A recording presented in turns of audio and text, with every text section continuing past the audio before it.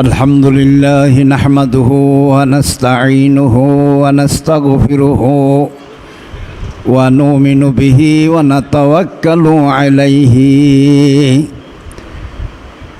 قال الله تعالى في كلامه المجيد والفرقان الحميد آمرا ومخبرا وآمر على المؤمنين فرضا عينا يا أيها الذين آمنوا صلوا عليه وسلموا تسليما. اللهم صل على سيدنا مولانا محمد وعلى آل سيدنا مولانا. اللهم صل وسلم وبارك عليه. সর্বপ্রথম রাব্বুল আলামিনের কদম মোবারকে ও গণিত সেজদা, যিনি দয়া করে আমাদেরকে আখিরি জামানায় তার শ্রেষ্ঠ বন্ধু, শ্রেষ্ঠ মহামানব মুহাম্মদ ইসলামের একমাত্র মুর্শেদ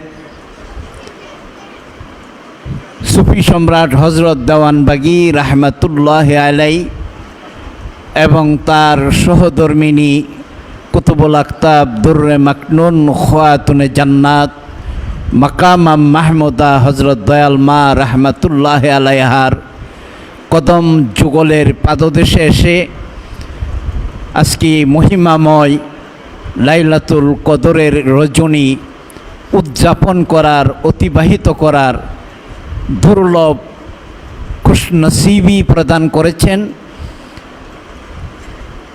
রাসূল পাক সাল্লাল্লাহু আলাইহি সাল্লামের কদম মোবারকে ও গণিত দুরুদ ও সালাম আমার মহান মুর্শিদ কেবলা জানের কদম মোবারকে লাখো সালাম ও কদমবসি রেখে আমি আপনাদের খেদমতে কয়েকটি কথা নিবেদন করব। স্থান, কাল, পাত্র। স্থানের দাম বাড়ে কখন? মহামানবের কদম যেখানে লাগে ওই জায়গাটার মূল্যমান হয়ে যায়। আল্লাহ কোরআনে বলেন, লা উকসিমু বিহাজাল বালাদ, হে রাসূল আমি এই নগরের শপথ করছি। শপথ করছি আমি সাফা মারওয়ার কারণে নয়, কাবাগরের কারণে নয়, আরাফা মুজদালেফা জুমারার কারণে নয়। ও আন্তা হিল্লুম বিহাজাল বালাদ, আপনি এই জমিনে জন্মগ্রহণ করেছেন বলে আমি এই জমিনের কসম খাইলাম। মক্কার মান বাড়ে নাই কাবার কারণে, মক্কার মান বাড়ে নাই সাফা মারওয়ার কারণে, মক্কার মান বেড়েছে আমার রাসূলের শুভ জন্মের কারণে। পাত্রের সম্মানে স্থানের মর্যাদা হয়ে যায়। কালের মর্যাদা, কাল মানে সময়, সময়ের মর্যাদাও বাড়ে যদি এর মধ্যে আল্লাহর কোনো নিয়ামত প্রদান করা হয়ে থাকে। লাইলাতুল কদরের মান কেন বাড়ল? ইন্না আনজালনাহু ফি লাইলাতিল কদরি, এ রাতে কোরআনুল কারীম নাজিল হয়েছিল। কোরআনুল কারীম নাজিল হওয়ার কারণে এই রজনীর মান আল্লাহ রাব্বুল আলামিন বাড়িয়ে দিয়েছেন। বাড়ানোর মাত্রাটা কীরকম? লাইলাতুল কদরি খাইরুন, এই মহিমাময় রজনী উৎকৃষ্ট, মিন আলফি শাহরিন, হাজার মাসের চেয়েও, হাজার মাসের সমান নয়, হাজার মাসের চেয়েও বেশি। 1000 মাস মানে 83 বৎসর 4 মাস।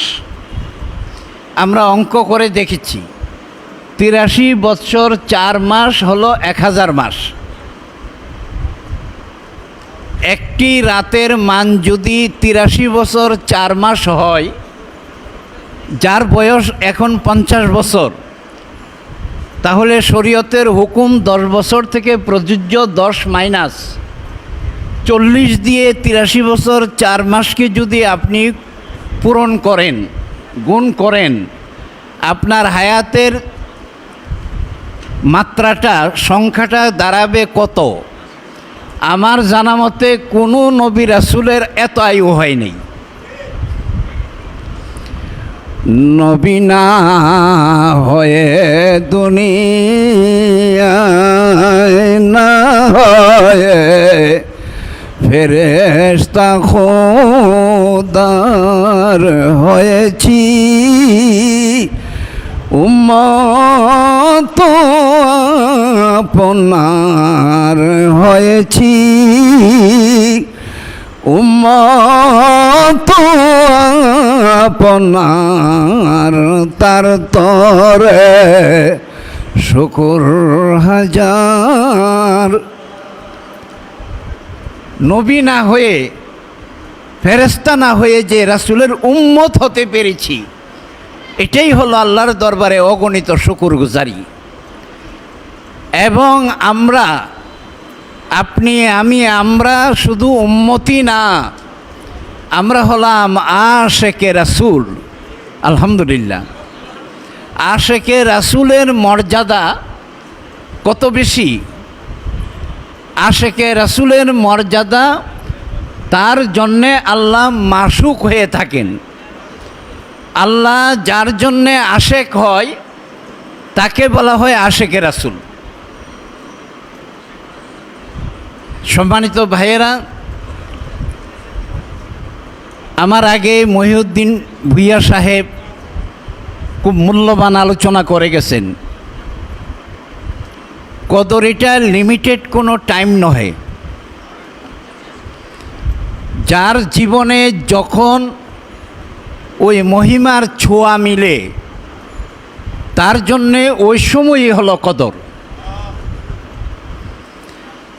মুসা আলাইহিস সালামের কদর হয়েছিল তুর পাহাড়ে, যখন আল্লাহর দিদার নসিব হয়।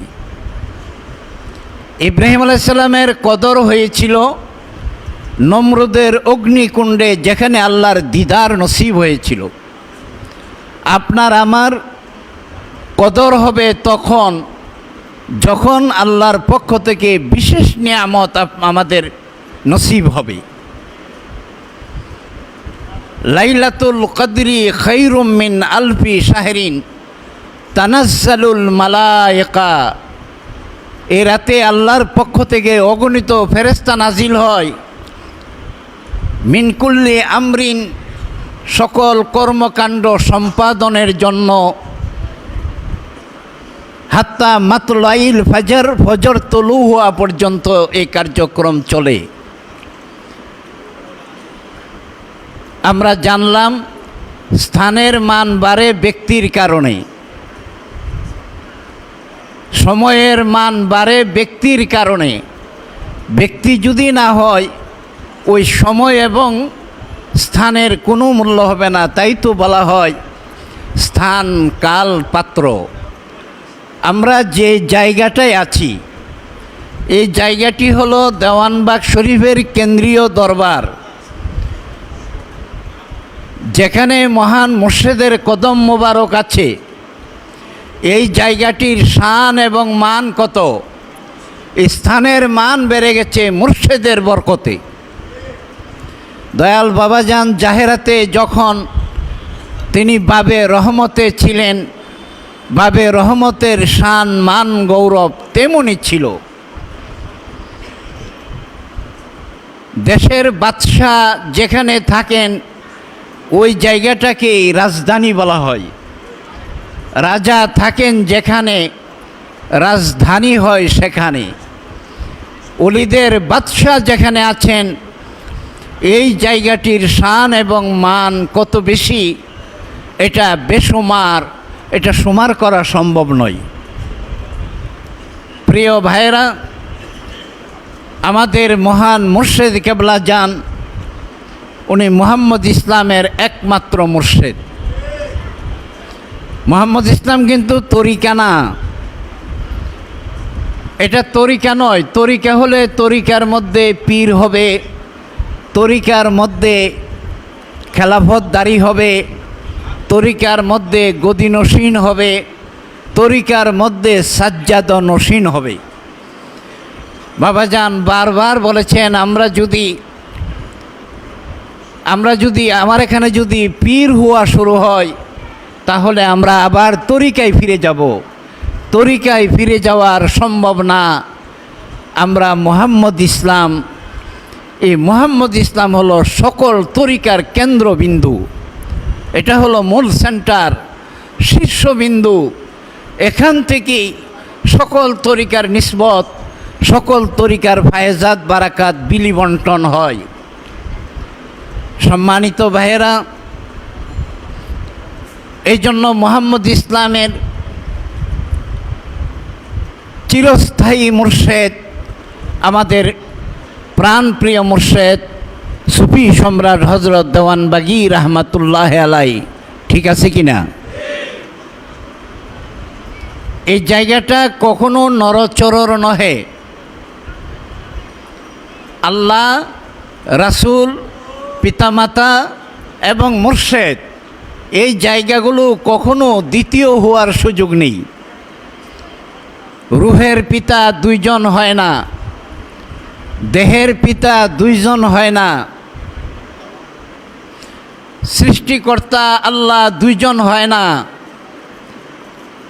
আমাদের প্রিয় রাসূল দুইজন হয় না। একজন লোকে আমাদের রং এক্সিট থেকে বের হয়ে রং এক্সিটে গিয়ে একজন লোক কথা বলেছে, এটা আমি দেখেছি। ওনার ভাষ্য ছিল এরকম, যত বড় ওলি আল্লাহই হোক না কেন, রওজায় শায়িত ওলি আল্লাহ কারো কোনো সাহায্য করতে পারে না। রওজায় শায়িত কোনো মহামানব সাহায্য করতে পারে না। আমার রাসূল কি রওজায় শায়িত নয়? রওজায় শায়িত অবস্থা উনি কি কিয়ামত পর্যন্ত যত মানুষ মুসলমান জগতে আসবেন তাদের ইমানের পিতা হবেন না? তাদের কলমায় রাসূলের নাম থাকবে কি থাকবে না? এ কলমা কি পরিবর্তনশীল? মোটেও নয়।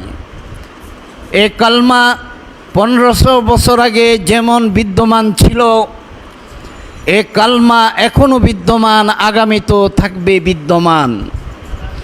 উম্মতের কাছে রাসূল যেমন দুজন হওয়ার নয়, উম্মতের জন্য রাসূল কখনো ইন্তেকাল করেন নাই। হায়াতুন নবী, রাসূল হায়াতুন নবী, উনি জিন্দা নবী। রাসূলের মৃত্যু দিবস কি পালন করি আমরা? রাসূলের কি ইন্তেকাল দিবস আছে? আমরা মিলাদুন্নবী করি। মিলাদুন্নবী মানে রাসূলের শুধু আগমনের দিবস, প্রস্থানের কোনো দিবস নাই। উনি চলে গেছেন এরকম কোনো ডেট নাই, কারণ উম্মতের রাসূল কখনো ইন্তেকাল করে না। সম্মানিত ভাইয়েরা, মুরিদের মুর্শেদ কখনো মরে না। মুরিদের মুর্শেদ কখনো মুরিদকে ছেড়ে যাইতে পারে না। যদি মুরিদের মুর্শেদ মুরিদকে ছেড়ে যায়, তিনি মুর্শেদ হতে পারে না। আমাদের মহান মুর্শেদ সুফি সম্রাট হজরত দেওয়ানবাগী রহমাতুল্লাহ আলাই, তার আনিত সকল সংস্কার, সকল রকমের তালিম, সকল রকমের আদর্শ কিয়ামত পর্যন্ত বিদ্যমান থাকবে। এবং আল্লাহ দয়া করেছেন এই মহামানবের রওজা মুবারকে আমাদের এসে ওনাকে কদমবসি করার এই সৌভাগ্য আমাদের হয়েছে। সকলে পড়ি আলহামদুলিল্লাহ। কদম যেখানে কদমবসি হবে সেখানে, কাউন্টার যেখানে জমা হবে সেখানে, যেখানে কদম নাই সেখানে কদমবসি হয় না। মুর্শেদ হলো মুরিদের মুর্শেদ, মুর্শেদ কেবলা। মুর্শেদ কেবলা বলা হয় সবসময় তার ধ্যানে জ্ঞানে, তার সম্মুখে, তার অগ্রভাগে যিনি সদা জাগ্রত তাকে মুর্শেদ বলা হয়। সম্মানিত ভাইয়েরা, আমাদের মহান মুর্শেদ কেবলা যান, উনি জামে আম্বিয়ার বেলায়তের অধিকারী। সকল নবী রাসূলের বেলায়তের মহান অধিকারী আমাদের প্রাণপ্রিয় মুর্শেদ সুফি সম্রাট হযরত দেওয়ান বাগী রহমাতুল্লাহ আলাই। সকল নবী রাসূলের বেলায়ত যেহেতু ওনাকে দেওয়া হয়েছে, এই বেলায়তের যুগে তার কাছ থেকে ভিন্ন হয়ে আর কেউ বেলায়তের অধিকারী হওয়ার সুযোগ নাই। আল আম্বিয়াউ লা ইয়ারিসু দিনারাউ ওয়ালা দিরহামা। নবী রাসূলগণ কাউকে দিনার এবং দিরহামের ওয়ারিশ করেন নাই। ওয়ালাকিন ইয়ারিসুহুল এলমা, এলমে লাদুন্নির ওয়ারিশ করে গেছেন। এলমে লাদুন্নি, মুর্শেদের পক্ষ থেকে মুরিদে যা প্রাপ্য সেটা হলো এলমে লাদুন্নি। যে এলমে লাদুন্নি অনুশীলন করলে, আমল করলে একজন মানুষ ইহলোকে শান্তিময় জীবন যাপন করে এবং পরলোকটা হবে তার মুক্তিময়। এটা হলো মুর্শেদের সুমহান শিক্ষা। দয়াল বাবাজানের শিক্ষা মোট কয়টি? 4টি। আত্মশুদ্ধি, দিল জিন্দা, নামাজে হুজুরি আর আশেক রাসূল হওয়া। এই 4টা মূলনীতি কখনো কমবেও না, বাড়বেও না। প্রথম কাজটা হলো আত্মশুদ্ধি। আত্মাকে আগে শুদ্ধ করতে হবে। আগে জঙ্গলটারে মঙ্গল বানাতে হবে। মঙ্গল বানানোর পরে লাঙ্গল লাগাতে হবে। লাঙ্গল লাগাইয়া জমিন যখন নরম হবে, এরপরে এটার মধ্যে আল্লাহ নামের বীজ বপন করা হবে। আল্লাহ নামের বীজ বপন করার পরে যখন আল্লাহ ওয়ালা হবে, এ আল্লাহ ওয়ালার জবান দিয়ে উচ্চারণ হবে ইয়া রাসূল আল্লাহ, ইয়া হাবিব আল্লাহ। ইয়া রাসূল আল্লাহ যে কোনো লোকের পক্ষে সম্ভব না, আল্লাহওয়ালা লোক লাগবে। এটা আল্লাহওয়ালা মানুষের জিকির হবে। ইয়া রাসূল আল্লাহ, ইয়া হাবিব আল্লাহ, ইয়া রাসূল আল্লাহ, ইয়া হাবিব আল্লাহ, ইয়া রাসূল আল্লাহ, ইয়া রাসূল আল্লাহ, ইয়া হাবিব আল্লাহ, ইয়া রাসূল আল্লাহ, ইয়া হাবিব আল্লাহ, ইয়া রাসূল আল্লাহ।